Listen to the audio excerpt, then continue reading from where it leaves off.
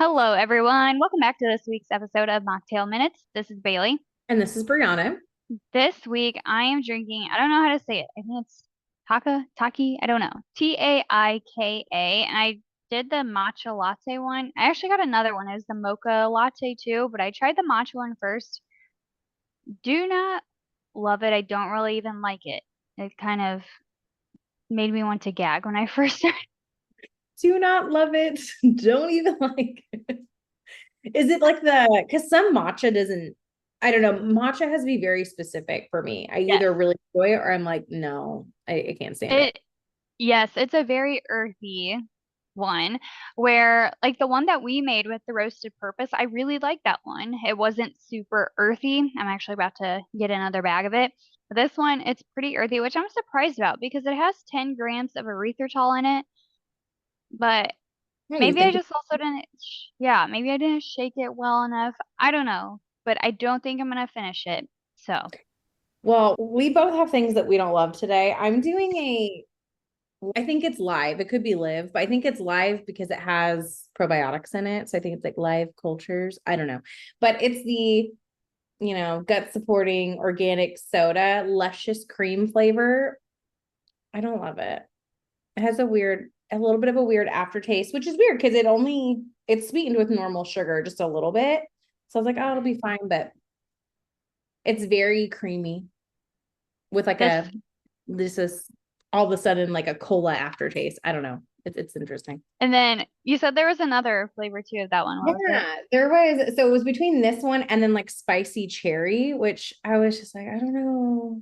I don't know how spicy cherry would, I don't know. They kind of sound like scandalous drink names. Spicy cherry luscious cream. Yeah. So, maybe I'll try the other one just to give it a shot. But this flavor's a no-go for me, personally. I might not finish it either. What a bummer day for the mocktails. I know. And you know what? This one I got a couple days ago and it's been sitting in my fridge and I've been wanting to bust it open the last couple days because I'm like, oh, I want something carbonated and like it just Mhm. looks so good. Like it looks so refreshing, but kind of let down.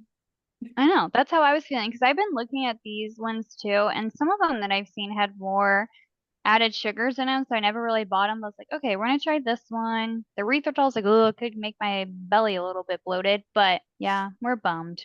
That's Yeah, okay. I'm bummed. But I do love the message on this one. It's like crafted to help our loved ones kick their sugary soda habit. So I think that's cool, right? Like it's a good That's fine. alternative. I'm hoping I like the other flavors, but to each his own. That's okay. I mean, last time we did say we were gonna try and do life updates on our episodes. Do you have any updates in your life? Oh my gosh, let me think. No. I mean, except for now we're, I guess I do. I guess I do. We're back into the everybody's doing sports things like that, like ramped back up. And so I just realized, and which is very fitting to what we're talking about, like how much I need to be very intentional with like, how is dinner happening? What are we doing? What's our plan well ahead of time? Because that chaos, it just kicks in and then you're just spending the whole week trying to catch up and you never catch up. That's about it though, all in sports. Well, speaking of sports, I feel like I look like a sports. What are they? Broadcast hosts? What are The they sports called? commentators or whatever, Yeah. or they're broadcasters. I love them. If you're not watching the video, I got a new headset and microphone for recording. So if I sound better, that is why. But Oh, that's so good though. I'm gonna get one too. We're just gonna be over here like yeah, commentating. maybe sports broadcasters. I guess nothing too crazy. I mean, I was sick all day Friday, throwing up and pooping myself. So that was a lot of fun.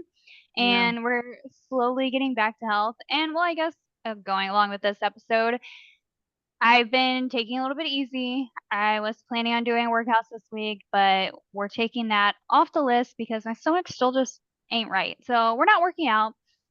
And Gannon's been doing so well at the sitters. I feel like I just talk about him all the time, but if you're getting No, annoyed, I'm sorry. no, he's like a giant part of your life. How do you not? I mean, my life is about my kids. I'm like, I don't know anything that's going on with me. It's fine. Yeah, and I'm starting to see that now. And the sitter, it makes my heart so happy. She always tells us how great of a baby he is. I'm like, thanks, I really tried. And I really put a lot of work into it. So I appreciate that. Yes, but he is doing so good. He did have a blowout on me the other day. So that was not fun, but we survived. Yeah, forget about those, Yeah. man. It was one of those ones, like I knew he pooped, but I was like, it didn't seem like a lot. So I went to lay him down so he could kind of like finish getting it out. I was going to put his bottle in the dishwasher and I went to lay him down and I was like, my hand is wet. And so I Ugh. flipped him over and it was just all up his back. I was like, oh You're like, no. okay, well now it's bath time and all the Yep. whole shebang. Love it. Yeah. No one warns you about how much poop you're going to be dealing with when you have kids. No. Like, Yeah. I don't understand. Just why can't it just stay in the diaper? Yeah, man. Yeah. I don't, I And felt then like to like take, at worst times. Like it was always when I didn't have an extra pair of clothes. I'm like, well, here now we go. you're naked at Target Mhm. and this looks horrible. Yeah, and then like trying to get their clothes off without getting poop in their hair. The whole thing. Uh, it is, but it's So fine. I mean, there was times that I just like cut it with scissors. I was like, this onesie's done. We're done. We're done with this. This is a lost cause. I'm gonna have one of those days where I'm just gonna be done and be like, Brianna is one of those days. We are down a onesie. We're down a onesie. It got cut off.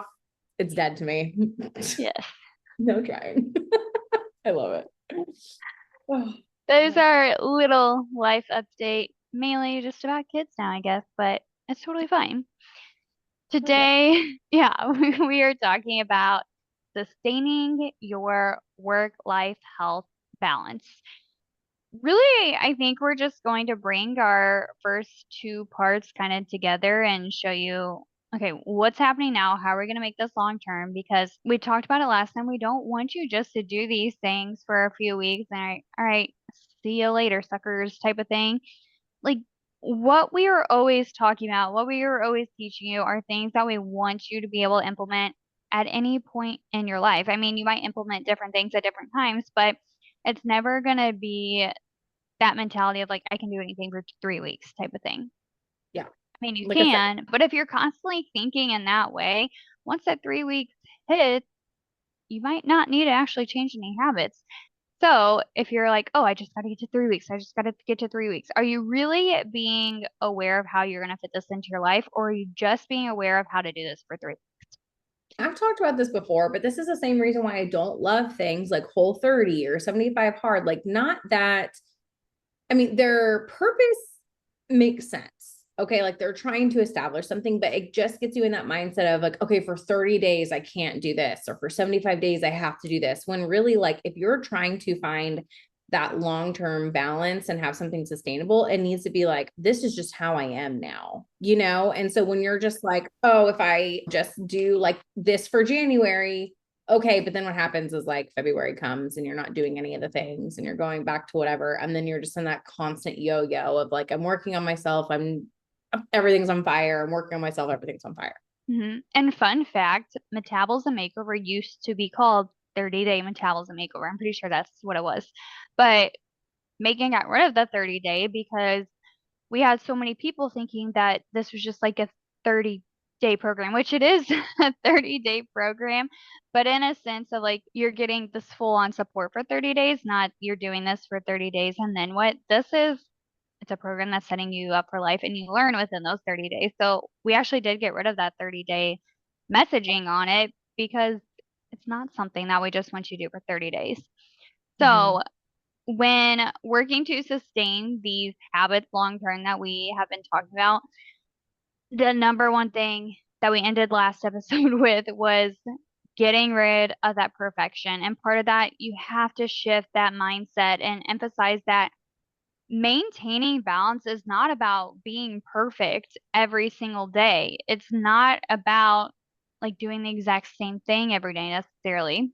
It's being able to embrace that flexibility and allow there to be room for setbacks, which I think is huge. And when you allow those little unexpected times to come up and you're able to adapt to it, you're going to feel so much better when you can just start to manage the unexpected. Right? Yeah, it's a shift in mindset. It's the small, sustainable habits and then the routine versus rigid schedule. And I think for this, it's just a step back and realizing goals are goals for a reason. Goals are goals because you're not doing them. They're not something that you've established.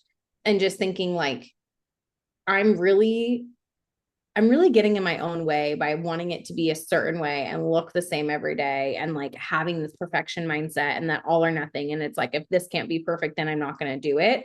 Because let's just be honest, like life happens and you have to be flexible in order to really achieve it. Because if you're constantly in a routine where it's like, if one little thing changes, everything goes off the rails, that's not sustainable. And you're never going to be consistent with it and you're never going to be successful with it. So it's figuring out like, how do I kind of bend a little bit? Like, what are my goals, but also what's my minimums? What's the bare minimums that I need to do and achieve? So that way, no matter what's happening or what life's thrown at me, or it was supposed to be my workout time, but my baby had a blowout and I just spent 30 minutes figuring that out. Like, okay, I can't do my goal, but what was my minimum? Like how to kind of shift and be flexible. Like I mentioned that I was sick. So with these unexpected things, they come up all the time. So illness, for example, this is the time you're going to prioritize rest and recovery. You're going to listen to your body. And I do get that question a lot of like, how do I know what my body is telling me? How do I know when I actually need to take a rest day or if I'm creating an excuse for myself? Yeah. Deep down, I think we really do know. I Mhm. think if you're having to sit there and be like, yeah, I'm just not gonna do it. My body just needs rest. Like, maybe not. Mhm. But if you're like, okay, I was pretty sick. My stomach ain't right. Got a little bit of a headache. Like, my nutrition isn't as up to par as usual. Then yeah, it's time to prioritize rest over having to be productive right now. I mean, I would say rest is, I guess, being productive, but you Yeah. don't have to just like push through and power through to keep doing all the things just because it's a Monday and you can't Miss a start on Monday. a Wednesday. Yeah, like whatever it is, you can miss a Monday and you can take some extra rest. You just adjust your goal. So, like during illness, your productivity is going to be all about healing and allowing your body to kind of be a safe spot. You're going to lower your expectations and just focus on the essentials. So Mhm. even like thinking of hydration and nutrition, water, I'm still keeping that up. Electrolytes, we're keeping that up. Nutrition, on the other hand, while I just have like no appetite. Mhm. So instead of just skipping meals altogether, I'm doing the best I can. So I'm not shoving food down my throat to the point I want to throw up type of thing. So I'm doing more smoothies. I'm doing, like, we had pasta last night, but I used chickpea pasta and we had some beef with it and some roasted vegetables. I'm just kind of doing smaller portions of what I would typically eat. Mhm. And be quite honest, like protein doesn't sound super great right now, but I know my body needs it, not only to maintain my muscle mass, which is what I've been working to get back, but also to help recover from that illness. So it's things like that. You just learn to adjust, or like, let's say work is a little bit crazier. I mean, I think we all have different times and our work schedule where it's a little bit busier. We're in a busy season, or like maybe Wednesdays are your busy days, whatever it is. So then on those days, you're going to again focus on the essentials, like what tasks are most critical for you at work and also at home. Mhm. And that is your focus. You're not worried about cleaning out your closet that day. That's not your focus. No, and I would say this is something that I have clients do, and some who are a little bit overwhelmed with things or they're in a very busy season, I'll have them do this daily, but like figuring out the glass versus plastic balls, like what needs to get done today, what has to get done. I cannot drop it. It has to get done. And I always encourage them to put themselves on that list. So whatever it is that makes them feel their best, put it on the list. That's what you need to do. For, yeah, if you're recovering from sickness, it's going to be like, okay, hydration, maybe some fresh air. That's kind of what I need to feel my best today. Everything else can kind of go to the wayside. That could be dealt with at another time. I think just being realistic with those expectations can really help, because if you're constantly in the mindset like, I need to do it all, I need to do it all, you're going to do a poor job and you're going to get burnt out and you're going to crash and burn. And that whole perfectionism really does kill consistency. So really evaluating, what do I need to get done today so that everything keeps going smoothly, and how am I on that list? And I think it does help if you kind of start to implement, like, these are things I do daily. Every day I nourish myself somehow. Every day I move my body somehow, or I get outside, just thinking about those bare minimums, something I do every single day, and then adjusting. If it's on a day where it's like, yeah, I can do all my goals perfect, but what is the minimum I'm doing today to take care of myself? Instead of just I can take care of myself tomorrow. Everything's out the window because that's everything else is going to crash and burn with you. Yes. And as you're working to do these minimal tasks, I think sometimes it can feel a little bit defeating where you're like, all I could get done was the bare necessities. Mhm. So give yourself some quick wins, like celebrate that you got it done, or Yeah. when you give yourself these like small manageable tasks, this is going to build your momentum. It's going to give you a little confidence boost because you're like, oh, look at me getting things done. You're going to feel productive. You're going to be less overwhelmed because I mean, I know when I look at a list, I'm like, ugh, there's so many things to do on it. Mhm. I will actually do sometimes the things that I know are going to take less time first, so I can cross it out first. And I'm like, oh, well, look at my list declining. And then I might have a task that takes like 2 hours at the end of the day, but I'm left with like one or two tasks instead of like five little tasks. And so it just feels a lot better, I would say, when you just can give yourself some quick wins. Even if your win is like, oh, look at me, I got out the door on time today. I was 2 minutes early actually today. I mean, that's a great win for me. No, but it's like kind of finding the whole peach and pit of the day, right? Like, okay, what went bad? I know what went bad. You know what went bad. We're so quick to be like, yeah, we know, but also forcing yourself to be like, what went well? Because something went well that day. And even if it's just like, well, I got in breakfast or I got in meal times, even if they weren't great, okay, or I did, I got in bed at a decent time. That's the only thing I did great today. Okay, great. Like you need those little like kind of happiness things like scratch your brain to like, okay, I can do this. This is happy. This makes me feel good. I can still be progressing towards my goal, even if the day was crazy.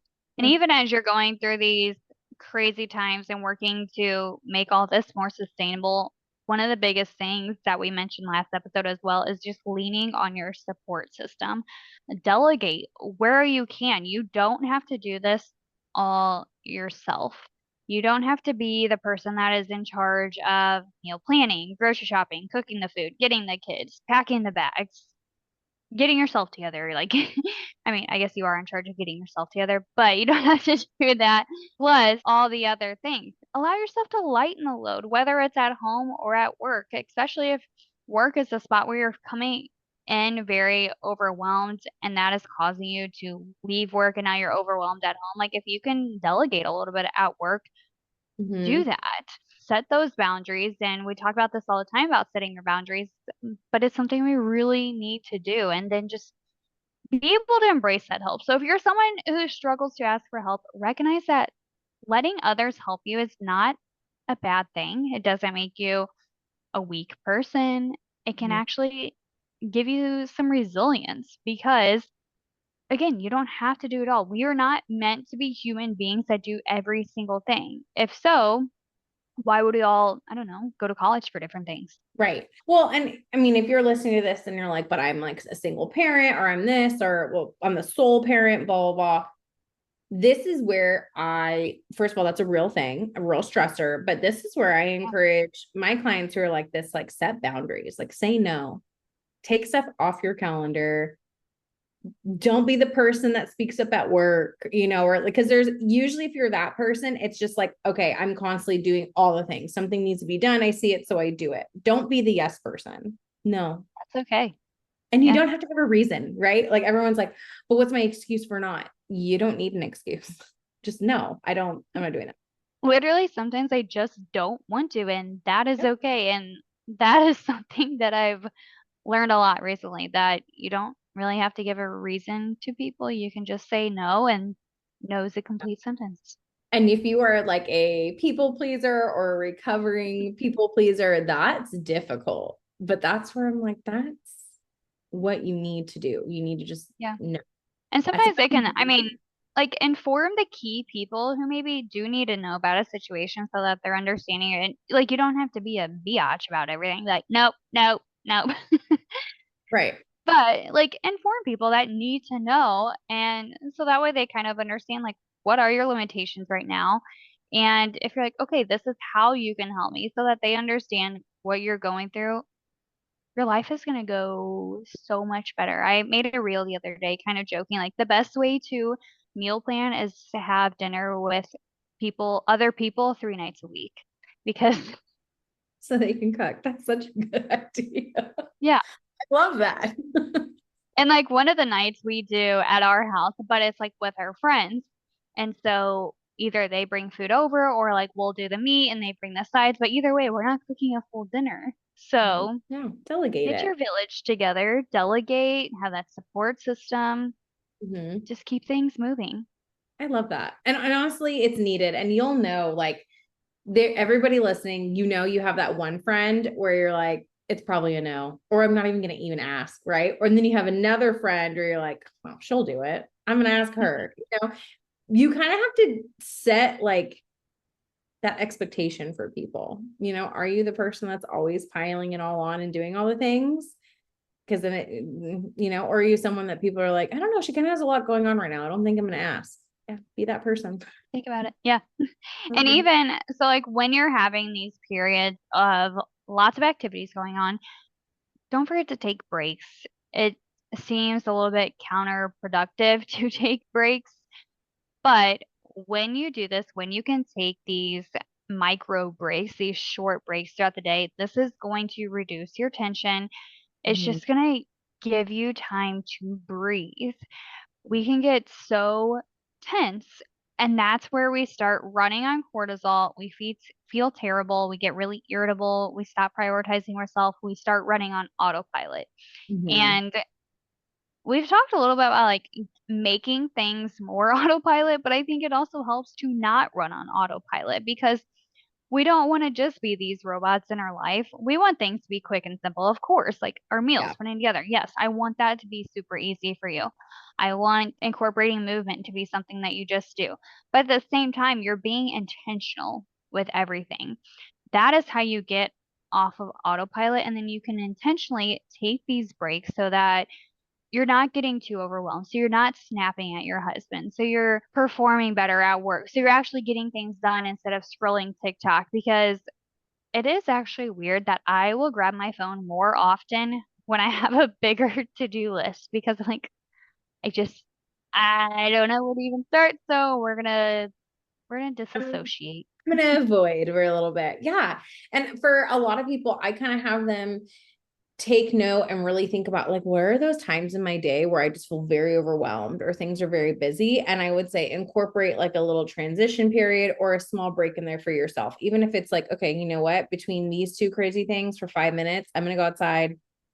I'm gonna take a breath. I'm just gonna cool out for a minute. I'm actually going to do something to calm my nervous system rather than scrolling because it feels good to avoid, but that's not actually like filling your cup. So if you can just start to really get intentional with where do I take breaks, you know, like for a lot of my moms, it's like between the workday and pickup time. Like maybe you need 20 minutes just to yourself to kind of switch gears so that you're really more intentional with your time, but you feel good about your attitude, you feel good about your energy, you feel good about all of it. But taking breaks is important. And if you're someone who is struggling with balance, I would say this is an area you're definitely struggling with. You are probably someone who does not take intentional breathers throughout the Hmm. day, but you have to do it.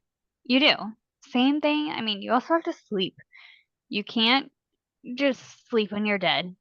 That mentality sucks. I'm over it because it used to be my Right mentality. now, I feel like I'm seeing that a lot on TikTok, the whole like reverse schedules where like moms are like doing all their things between like 11 p.m. and 4 a.m. And I'm like, Oh why are we, God.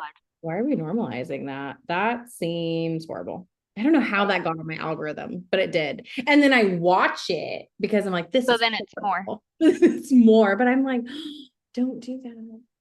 Yes, Don't do do that. not do that. Get your sleep in like at least 7 hours. And I know you can do it. I have a newborn right now and I would not say I'm getting 7 hours consistently, but I am getting close to 7 hours.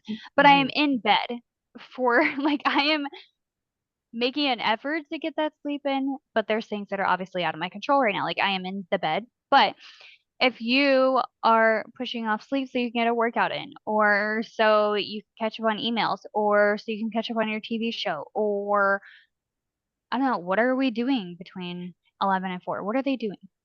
Like work, like working and stuff, like getting a workout in or catching up on work or cleaning. And I'm like, I don't know if you need to be No. doing those things. It's not Cleaning. cleaning, leave it. Yeah, I mean, cleaning can wait. Please clean your house, obviously. Like, I'm not saying never clean your house. And not at like 2 a.m. I'm mopping the floors. No. Yeah, I've actually found it really helpful to kind of split up the cleaning throughout the week instead of trying to do everything on like the Sunday cleaning day because our Mhm. Sundays actually end up being really busy. Not, I mean, we do it to ourselves because we like to just kind of hang out with everybody, so we're all over the place on Sundays. So that makes it harder to get stuff cleaned. And then, I mean, after work on a Monday, I'm home for maybe an hour before it's time to like get bed routines going and everything. So, like things like that, like split it up instead of doing everything on a Sunday, dust on Monday. Or actually, I lied. Dusting is like the last thing I'm gonna do. Yeah. So we're gonna like do the bathrooms on Monday. Every night, I would say the kitchen gets cleaned because I'm gonna wipe down the cabinets. Goodness gracious, I'm not wiping down the cabinets. I don't know why I'm like pathologically lying. I'm not- Why am I saying I'm dusting and wiping down cabinet? I'm like, those are things I need to do.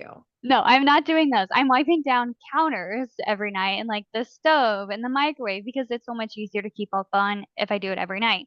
And then like another night, I will get the floors really good. Thankfully, we have a robot that vacuums our floors every day, so it makes it a lot easier. Oh, yeah, it's like splitting it up. And I think that's so important for moms. Like, again, glass and plastic, bare minimums goals. My bare minimum is my kitchen's going to be cleaned at night. Why? Yeah. Because I have to go in there first thing in the morning, get everyone going, and I just get in the worst mood when it's dirty. I get overwhelmed. But like laundry, I mean, it's clean, but I'm not going to stay up until 11:30, 12 o'clock at night to put it away. I'm not going to do it. It's a No, boundary for me. That's a no. So just kind of think like, do I need to do that right now? Does the laundry need to be put away or do I need 7 to 8 hours of sleep? you need 7 to 8 hours of sleep. I Correct. mean, Like you're we good. have we have two loads of laundry sitting at the end of our bed just in a pile right now. I'm like, it is clean, Yeah. but the other thing I think that has been helping lately is I don't necessarily have to finish that task right then and there, and I will utilize small moments within the night. So, like last night, I folded for like 5 minutes. So I did get some laundry folded and put away, but I didn't do it all, and that's okay. Whereas sometimes I feel like, oh, I don't have 30 minutes to do this, I'm not just not going to do it type of thing. Just see what you can get done in those 5 to 10 minutes Mhm. because that's also times that I'd be guilty of just like randomly scrolling or whatever. So I stood there, talked to Gannon and Josh, and we folded the laundry and put it away.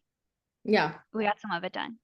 Sometimes I'll like set a timer. I'm like, okay, 20 to 30 minutes. That's all I have right now. Let me just see how much I can get done. And it's actually crazy how much I can get done. But then it feels good because it's like, okay, it's better than it was. Everything Hmm. isn't spotless, but I feel good about it. That's, fine. Because it's again, it's that all or nothing. And if you're someone again struggling with balance, there's probably multiple areas in your life that you struggle with. But all this mental load of like, I need to do it all is just unrealistic. But Yeah. and so I like that you said kind of like delegate things out, like find kind of your village, do it. I also think if you have some sort of accountability, that could be helpful. I think that's what's so great about like the MM community is like they have that Hmm. ability and they're in there, like we're in a lot of the accountability groups and I see them like kind of holding each other accountable, sharing wins, sharing struggles, like, hey, this is what's going on this week. And other people are like, oh, why don't you try this? Or, you know what, I'm also struggling with this. This is what I'm doing. And it's like, that can be so helpful because we've talked about this before about how it could be isolating to feel like you're only doing this on your own. Maybe you don't have a great village or a partner that really understands, or maybe you don't have friends around, something like that. But if you can get plugged into like some accountability, you'll realize you're not alone. The things that you're struggling with, multiple people are. And I tell clients that all the time because I'll have meetings with clients and they're like, I know, isn't this crazy? This is so dumb. I don't know why I'm like this. I don't know why I'm like this. And I'm like, I literally have like 4 other calls today where I'm hearing the same things. Like, you're not alone. This is common. And I think it just feels so good to be like, okay, I can take a breath because I feel like we can get really overwhelmed with like social media, like all the highlight reels. Like people feel like they're doing it all. Like, how is this one girl making all of these crunchy from scratch meals for her children. And then she's also working out and has this glorious clean house and this amazing sex life with her husband. And we don't actually know, but we're comparing it. And usually it's like all the things that we want, we're just assuming other people have. And we're like, why can't I do that? And then that just kills balance. So if you can have other people in your life being that soundboard of being like, yeah, I'm struggling with this too. It's like, okay, all right. Okay, I can do Mhm. this. I'm not alone. This isn't just a me thing because we're so quick to be like, it's just me. I can't figure it It out. is really interesting how I feel like we all go in phases about the same time, where I will also have clients and I'm like, oh, I just talked about this yesterday with someone else who I talked about this morning. And so Mhm. there's definitely phases where everyone is going through the same thing. And I think we can get a little bit embarrassed to talk about it because it's like, why can't I just put chicken in a crock pot?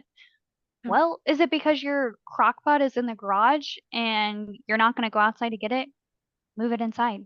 Yeah. Like, Understand the barriers because I think that's where people get caught up. They're like, what a stupid barrier. I'm like, it's hmm not stupid. It's something that's actually keeping you from doing it. So who cares how valid it is? It's valid to you. Let's identify that and like fix it. Like there's again, I think it was your client, right? Who like put her blend, or was it you who like put your blender on the counter? And it's like suddenly I'm making that's soup. me. I mean, I'm someone, if my husband's always using the air fryer. So if it's out, I'll use it. But if it is under the cabinet and I have to like dig it out and all that, I'm more likely to be like, how else can I cook this? Which is so dumb. I think I Yeah, need to, that's how I am. yeah. We literally like air fryers on the counter, blenders on the counter, our toaster is now on the counter. Oh, I did buy another gadget. It's the Pampered Chef blender thing that like makes soups, but you can also make like almond milk with it. So that's now on the counter. And I hate things on the counter, Me but I too. I'm also like, I want clean surfaces. I want it to look like no one lives here. Yep. And oh, the Ninja Creamy. We have our ice cream maker on the counter. So I mean, they're getting filled up, but they get used. So it's fine. But it's just, yeah, you have to figure out what is the barrier. Is the barrier you're just not making it as accessible as it needs to be? That's an easy fix, whatever if that's it. But that's something we can always help you with as well. You just have to think, how am I going to do this for life? How am I just going to keep going? How am I going to make this work when I'm sick? How am I going to make this work when I have to work late unexpectedly or when the kids have a game? And there can definitely be some trial and error. There's no shame of trying something like, well, that did not work. Yeah. And that's fine. You can either try it again and tweak your plan a little bit or try something else. Whatever you need to do, there's no right or wrong way. I'm always telling clients, allow yourself to fail. Like, hmm especially if you're working with us one on one for a while, I'm like, this is where you need to fail. This is where you need to try out new things under the guidance of someone and see what the heck actually works for me and what doesn't. Because if you just keep, and again, I feel like like I constantly say this, if you just keep trying to bulldoze your way through something using a plan someone else does, it's never, ever, ever going to be sustainable. So, like, allow yourself to figure out what doesn't work, what is like an absolute failure, and like, let's go back to the drawing board and find what actually works for me. And I always tell people, like, it's okay, like, allow yourself to fail. Like, I have a client that's about to travel and she's terrified. And we've kind of like set up things like, okay, this is like some things we're going to try. We're going to see how this sets you up, but take note of anything that like didn't feel good or kind of was a failure. And like, let's learn from it. Like, let's figure out like, what the heck, why didn't that work? How can I better support myself so that next time I don't run into this problem? Like, let's do it. Let's figure out the failures. That's what I need to know. I think people are scared to fail. Oh, absolutely. I'm scared to fail. I'm Yeah. Oh, scared to yeah. do a lot of things. Me too. Me too. I think we're so good at helping people through this because we are these people that are like, we want it to be perfect and we want it to be this, and we're so scared to fail. Yeah, that's We're a work in progress with you guys, and we've implemented these things. And it really does work when you just let down your guard a little bit, as scary as it is, but it does help just to kind of be experimental with your life. That is totally fine. It's okay if you don't have it all figured out. We're all just winging it. At some point, someone started winging and then it worked, and so people started following that method. Like, mm-hmm. There Yeah. was always someone new at something, if you really think about it. Yeah. All the methods that really work, it started out as someone just trying it out and winging it. Hmm. And it turns out like, oh, great. Yeah. Look at that. Allow yourself to be flexible and figure out what works for you. We hope this little series was helpful to give you ideas on finding that work-life health balance because we know how challenging it can be trying to manage your work, trying to manage your home life with your family, or even with just yourself and like your social life. And also, like, if you have weight loss goals, if you have, like, you're trying to manage your chronic disease, whatever it is, we all have different challenges. Mhm. So break it down, decide on a challenge this week. Decide on one simple thing that you can do for this next 1 to 3 weeks. Like I said, one thing. That's One. all that's all we're saying. Just one thing. Whether Mhm. it's create a morning routine, you can add a protein source to breakfast. You can drink a cup of water right when you wake up. You Mhm. can go on a 20-minute walk every day. I don't care what it is. But One thing. I want you to do this because you want to, not because you should. Yes. Does that Don't do make it because sense? we told you to. Find something that you're like, you know what? I've been really wanting to be on my phone less. Great. Set a time. I'm going to turn off notifications at this time and I'm going to go plug my phone in somewhere where I'm not going to be able to grab it. Do Do not something like disturb. that. Do not disturb is Like, great. I force myself to do that if I'm working because then it reminds me like, oh, I'm not supposed to be on my phone. yeah, my phone is usually on do not disturb during the day. My sister is funny. She has hers on do not disturb like all the time. I'm like, I need to get a hold of you, pay attention to me. But like mine is set, so my favorite phone calls will come through still. So Yeah. if something does happen, but like using that function, it's magical. But if Mhm. you don't remember to turn it off, you might miss a few things, but it's okay. If it was an emergency, people would call. Right. Yeah. They would get it. Or it would be like, when you have that option where it's like you can deliver the Oh message, yeah. like whatever. I'll do that sometimes to people that I'm like, I know they left it off. Usually I'm respecting it, but if it's like someone I know, I'm like my husband, for example, I'm like loudly, like he's gonna get it. But yeah, like there's all of these tools. You just have to figure out what works for you. So we challenge yourself, do one thing for the next 3 weeks, see how you feel, see if you can keep up with it, prove to yourself you could do hard things, see how you feel. Yeah. And see, like, is it sustainable? So, I mean, that would be number one, make it sustainable. Don't say you're going to go for an hour walk every day. You're probably not. I don't have time for that. Yeah. I'm But you, choosing to not have time for that because I have I other know. things going on. Yeah. I'm like, actually sounds great. I would love that. But yeah, a lot of things would not get done, which currently I need to not use avoidance as my reason for getting in movement. But that's just me. You're going to find what works for you. You're going to be able to sustain this balance. If you've done metabolism makeover, go back through and kind of pick out some micro habits that we talk about in there. If you have not done it, ask us for some help on some micro habits, kind of let us know what's going on. And we actually do have the last round of Metabolism Makeover getting ready to start for the year. So you can also join us in that party as well. Yeah, you can join the last round of metabolism makeover, or you could even schedule like a little strategic kind of power hour if you're just like, where the heck do I start? So that's kind of what we do. So, if this isn't enough, reach out. We'd love to help you. Right. Have a great rest of your day, and we will talk to you next week. Bye. Bye.